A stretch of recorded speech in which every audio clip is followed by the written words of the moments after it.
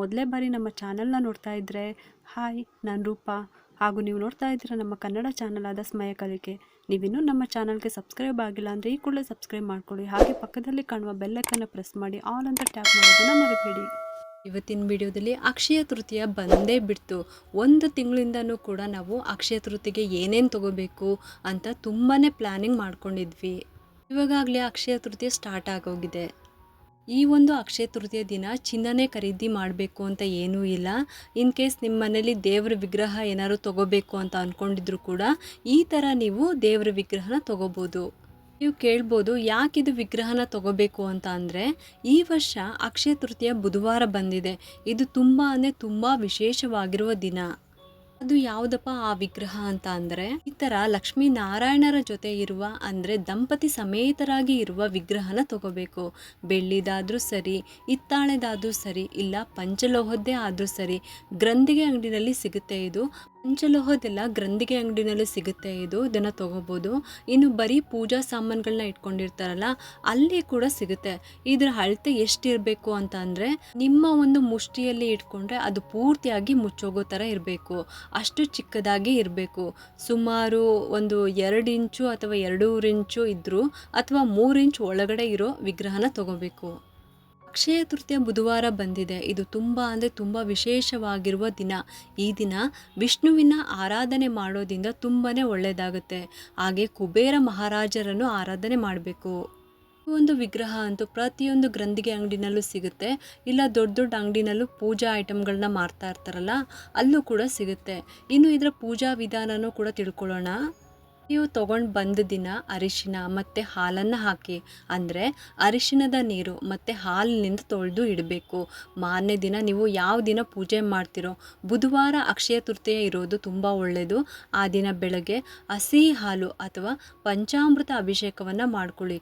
ತುಳಸಿ, ಕೆಂಪು ಹೂವು ಎಲ್ಲನೂ ಕೂಡ ಇಡಬೇಕು. ಗೆಜ್ಜೆಯ ವಸ್ತ್ರನ ಹಾಕಬೇಕು. ಗಂಧ, ಅರಿಶಿನ, ಕುಂಕುಮನೂ ಕೂಡ ಇಟ್ಟು ಪೂಜೆನ ಮಾಡ್ಕೋಬೇಕು. ಪ್ರತಿದಿನ ಪೂಜೆ ಮಾಡುವಾಗ ನೀವು ಎಲ್ಲ ವಿಗ್ರಹದ ದೇವರಿಗೂ ಯಾವ ರೀತಿ ಪೂಜೆ ಮಾಡ್ತಿರೋ ಅದೇ ರೀತಿ ಪೂಜೆನ ಮಾಡ್ಕೋಬೋದು. ಬುಧವಾರ, ಶನಿವಾರ ಮಾತ್ರ ಒಂದು ತುಳಸಿ ದಳನ ವಿಷ್ಣುವಿನ ಪಾದದ ಹತ್ತಿರ ಇಟ್ಟು ಪೂಜೆನ ಮಾಡ್ಕೊಳ್ಳಿ. ಹಾಗೆ ಒಂದು ಕೆಂಪು ಹೂನ ಲಕ್ಷ್ಮಿಯ ಪಾದದ ಹತ್ತಿರ ಇಟ್ಟು ಕೂಡ ಪೂಜೆನ ಮಾಡ್ಕೋಬೇಕು. ಇನ್ನು ವಿಷ್ಣು ಯಾವುದೇ ಒಂದು ಕಾರ್ಯ ಸಾಧನೆ ಮಾಡುವಾಗ ಶಿವನನ್ನು ಕುರಿತು ತಪಸ್ಸು ಮಾಡ್ತಾ ಇದ್ರಂತೆ. ಅದೇ ರೀತಿ ಕೂಡ ಯಾವುದೇ ಒಂದು ಕಾರ್ಯ ಸಾಧನೆ ಆಗಬೇಕಾದ್ರೆ ವಿಷ್ಣುವನ್ನು ಕುರಿತು ತಪಸ್ಸನ್ನು ಮಾಡ್ತಾ ಇದ್ರಂತೆ. ಇದಕ್ಕೆ ಸಾಕ್ಷಿ ಅಂದರೆ, ರಾಮನ ಅವತಾರದಲ್ಲಿ ರಾಮೇಶ್ವರಂನಲ್ಲಿ ಸಮುದ್ರ ತೀರದಲ್ಲಿ ಮರಳಿನಿಂದ ಲಿಂಗವನ್ನು ಮಾಡಿ ಪೂಜೆ ಮಾಡಿರುವಂಥದ್ದು. ರಾಮ ಮಾಡಿದಂಥ ಈಶ್ವರನ ಲಿಂಗ ಆಗಿರೋದ್ರಿಂದ ರಾಮೇಶ್ವರಂ ಅಂತಲೇ ಆ ಲಿಂಗಕ್ಕೆ ಹೆಸರು ಬಂದಿರೋದು. ದೇವರಲ್ಲಿ ಯಾವುದೇ ರೀತಿ ಭೇದ ಭಾವ ಎಲ್ಲ ಇದನ್ನೆಲ್ಲ ನಾವು ಮಾಡ್ಕೊಂಡಿರೋದು ಅಷ್ಟೇ. ಈ ಫೋಟೋ ನಾವು ಇಡೋ ಆಗಿಲ್ಲ, ವಿಗ್ರಹ ಇಡೋ ಆಗಿಲ್ಲ, ಇದನ್ನು ಇಟ್ಟ ಮೇಲೆ ಈ ರೀತಿ ಮನೆಯಲ್ಲಿ ಜಗಳದ ವಾತಾವರಣನೇ ಸೃಷ್ಟಿ ಆಯಿತು ಅಂತ ಅನಿಸ್ತಾ ಇರುತ್ತೆ.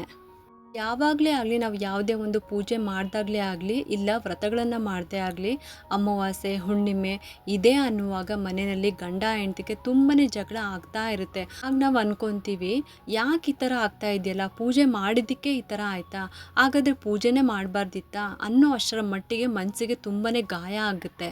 ಇದಕ್ಕೆ ಕಾರಣ ಏನಂದರೆ, ಮನೆಯಲ್ಲಿ ಇರುವ ನೆಗೆಟಿವಿಟಿನೇ ಕಾರಣ. ನಾವು ದೇವ್ರನ್ನ ನಂಬಿ ಪೂಜೆ ಮಾಡೋದ್ರಿಂದ ಯಾರಿಗೂ ಕೂಡ ಕೆಟ್ಟದಂತೂ ಆಗೋದಿಲ್ಲ, ಇನ್ನೂ ಕೂಡ ಪಾಸಿಟಿವ್ ಎನರ್ಜಿ ಹೆಚ್ಚಾಗುತ್ತೆ. ಮನೆಯಲ್ಲಿ ಗಂಡ ಹೆಂಡತಿ ಸಂಬಂಧ ಚೆನ್ನಾಗಿರಬೇಕು, ಪ್ರೀತಿ ಹೆಚ್ಚಾಗಬೇಕು ಅಂತ ಅಂದರೆ ಇದೇ ಅಕ್ಷಯ ತೃತೀಯ ದಿನ ಈ ವಿಗ್ರಹನ ತಗೊಂಡು ಬನ್ನಿ. ಲಕ್ಷ್ಮೀ ನಾರಾಯಣರ ಜೊತೆ ಇರುವ ವಿಗ್ರಹನ ತರಬೇಕು. ನೀವು ಬೆಳ್ಳಿದ್ದೇ ತೊಗೋಬೋದು, ಅಥವಾ ಹಿತ್ತಾಳೆದಾದರೂ ಪರವಾಗಿಲ್ಲ, ಅಥವಾ ತಾಮ್ರದ್ದೇ ಆಗಿದ್ರೂ ಪರವಾಗಿಲ್ಲ, ತೊಗೋಬೋದು. ಹಿತ್ತಾಳೆದೆಲ್ಲ ನಿಮಗೆ ಒಂದು 250 ರೂಪಾಯಿಗೆ ಮತ್ತು 300 ರೂಪಾಯಿಗೆಲ್ಲ ಸಿಗುತ್ತೆ. ನೀವು ಆರಾಮ್ಸೆ ತೊಗೋಬೋದು. ಈ ಒಂದು ವಿಗ್ರಹನ ಯಾಕೆ ಇಟ್ಟು ಪೂಜೆ ಮಾಡಬೇಕು ಅಂದರೆ, ಮನೆಯಲ್ಲಿ ಶಾಶ್ವತವಾಗಿ ನೆಮ್ಮದಿ, ಸಂತೋಷ, ಆರೋಗ್ಯ, ಸಂಪತ್ತು, ಸಮೃದ್ಧಿ ಇರಲಿ ಅಂತ ಹೇಳಿ ಲಕ್ಷ್ಮೀನಾರಾಯಣರನ್ನು ನಾವು ಆರಾಧನೆ ಮಾಡ್ತೀವಿ. ಇದ್ರ ಜೊತೆಗೆ ಗಂಡ ಹೆಂಡತಿ ಅನ್ಯೋನ್ಯತೆ ಅನ್ನೋದು ತುಂಬಾ ಮುಖ್ಯ. ಕೆಲವ್ರ ಮನೆಯಲ್ಲಿ ಯಾವಾಗಲೂ ಗಂಡ ಹೆಂಡತಿ ನಡುವೆ ತುಂಬಾ ಜಗಳ, ಕಿರಿಕಿರಿ, ಒಬ್ಬರು ಮಾತನ್ನು ಒಬ್ಬರು ಕೇಳೋದೇ ಇಲ್ಲ.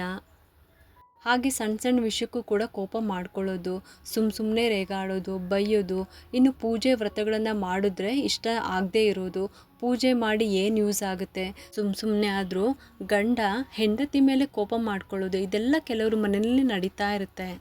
ಕೆಲವರು ಪಾಪ ತುಂಬಾ ಇದೆಲ್ಲ ಚಿತ್ರಹಿಂಸೆನ ಅನುಭವಿಸ್ತಾ ಇರ್ತಾರೆ. ಈ ಒಂದು ಸಮಸ್ಯೆಗೆ ಪರಿಹಾರ ಅಂತ ಅಂದರೆ ಅಕ್ಷಯ ತೃತೀಯ ದಿನ ಲಕ್ಷ್ಮೀನಾರಾಯಣರನ್ನು ಅಂದರೆ ದಂಪತಿ ಸಮೇತವಾಗಿ ಇರುವ ಲಕ್ಷ್ಮೀನಾರಾಯಣರ ವಿಗ್ರಹನ ತಂದುಬಿಟ್ಟು ಮನೆಯಲ್ಲಿ ಇಟ್ಬಿಟ್ಟು ಪೂಜೆನ ಮಾಡ್ಕೊಳ್ಳೋದ್ರಿಂದ ಮನೆಯಲ್ಲಿ ಅನ್ಯೋನ್ಯತೆ ಮತ್ತು ಅನುರಾಗ ಬೆಳೆಯುತ್ತೆ ಗಂಡ ಹೆಂಡತಿ ನಡುವೆ.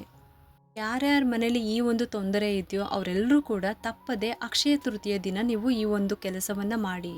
ಇವತ್ತು ತಿಳ್ಕೊಂಡ್ರಿ ಅಲ್ವಾ, ಅಕ್ಷಯ ತೃತೀಯ ದಿನ ನಾವು ಬರೀ ಚಿನ್ನನೇ ಖರೀದಿ ಮಾಡಬೇಕು ಅಂತ ಏನೂ ಇಲ್ಲ. ಈ ಥರ ವಿಗ್ರಹಗಳನ್ನು ತಂದುಬಿಟ್ಟು ನಾವು ಮನೆಯಲ್ಲಿ ಪೂಜೆ ಮಾಡೋದ್ರಿಂದನೂ ಕೂಡ ನಮ್ಮ ಮನೆಯಲ್ಲಿರೋ ನೆಗೆಟಿವಿಟಿ ಕೂಡ ದೂರ ಆಗುತ್ತೆ. ನಮ್ಮ ಮನೆಯಲ್ಲಿರುವ ನೆಗೆಟಿವಿಟಿ ದೂರ ಆಗಿ ಪಾಸಿಟಿವಿಟಿ ಬರುತ್ತೆ. ಈ ಒಂದು ವಿಡಿಯೋ ನಿಮಗೆಲ್ಲರಿಗೂ ಇಷ್ಟ ಆಗಿದೆ ಅಂತ ನಾನು ಭಾವಿಸ್ತೀನಿ. ಮತ್ತು ಯಾಕೆ ತಡ, ಈ ಒಂದು ವಿಡಿಯೋ ಇಷ್ಟ ಆಗಿದ್ರೆ ಒಂದು ಲೈಕ್ ಮಾಡಿ, ಶೇರ್ ಮಾಡಿ ಮತ್ತು ಸಬ್ಸ್ಕ್ರೈಬ್ ಮಾಡಲು ಮರಿಬೇಡಿ.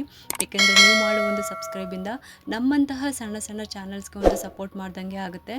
ಮತ್ತೆ ಸಿಗ್ತೀನಿ ಮುಂದಿನ ಹೊಸ ವಿಡಿಯೋದೊಂದಿಗೆ ಅಂತ ಹೇಳುತ್ತಾ ಈ ವಿಡಿಯೋನ ಮುಗಿಸ್ತಾ ಇದ್ದೀನಿ. ಸರ್ವೇ ಜನ ಸುಖಿನೋ ಭವಂತು.